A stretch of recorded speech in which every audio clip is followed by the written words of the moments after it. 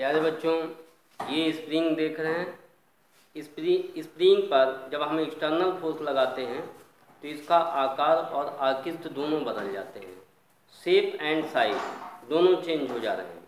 आइए इससे संबंधित भौतिक विज्ञान सेकंड पेपर क्लास 11 के बच्चों के लिए ये वीडियो है। इसमें पहला हेडिंग है विरूपक बल। विरूपक बल किसे कहते हैं? विरूपक बल जब किसी वस्तु पर बाह्य बल लगाया जाता है या बल लगाते हैं तो उसका आकार और आकृति दोनों बदल जाते हैं, इसे विरूपक बल कहते हैं। जैसे हमने इस हाथ से इस पर एक बल लगाया, इसे एक्सटर्नल फोर्स या बाह्य बल कहेंगे, और जैसे ही हमने लगाया इसका शेप एंड साइज दोनों चेंज हो जाता है, तो ऐसे बल को हम क्या कहेंगे? विरूपक बल कहते हैं। इससे संबंधित इसकी दूसरी परिभाषा प्रत्यास्था। प्रत्यास्था क्या होता है?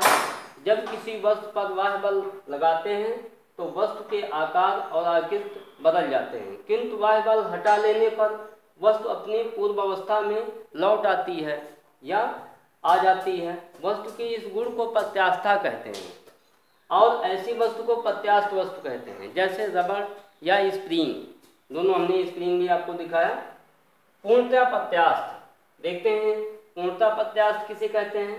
विरूपक बल हटा लेने पर वस्तु अपनी पूर्व अवस्था में पूर्णतया प्राप्त कर लेती है, तो इसे पूर्णतया प्रत्यास्थ कहते हैं। इसी से संबंधित सुघट्ट या पूर्णतया प्लास्टिक, इसको पढ़ते हैं। विरूपक बल हटा लेने पर वस्तु अपनी पूर्व अवस्था में नहीं लौटती, तो इसे सुघट्ट कहते हैं। यहाँ न तो पूर्णतया प्रत्यास्थ वस्तुएं होती हैं और न तो पूर्णतया सुघट्ट होती हैं। इन्हीं दोनों के बीच में सभी वस्तुओं को माना जाता है। यहाँ पूर्णतया प्रत्यास्थ वस्तु क्वार्टेज, फास्फर, ब्रज को माना जाता है। क्वार्टेज एक तरह का क्रिस्टल होता है जिसपे जब हम बाह्य बल लगाते हैं तो उसका आकार और आकृति दोनों चेंज हो जाता है, और जैसे ही हम बाह्य बल हटाते हैं तो लगभग वो अपनी पूर्व अवस्था में पूरा का पूरा वापस लौट आता है। इसीलिए क्वार्टेज को पूर्णतः प्रत्यास्थ मान लिया जाता है।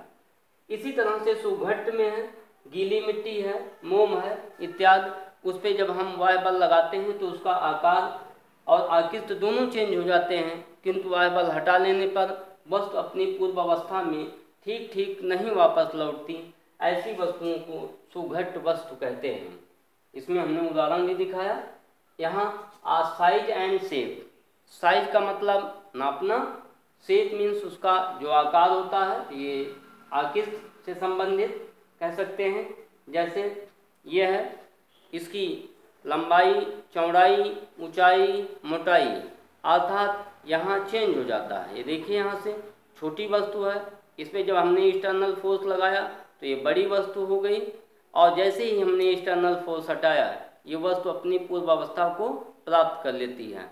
ऐसी वस्तुओं को प्रत्यास्थ वस्तु कहते हैं। तो ये स्प्रिंग या रबड़ क्या है? प्रत्यास्थ वस्तु है। नेक्स्ट अब अगले वीडियो में आपको बताएंगे। धन्यवाद।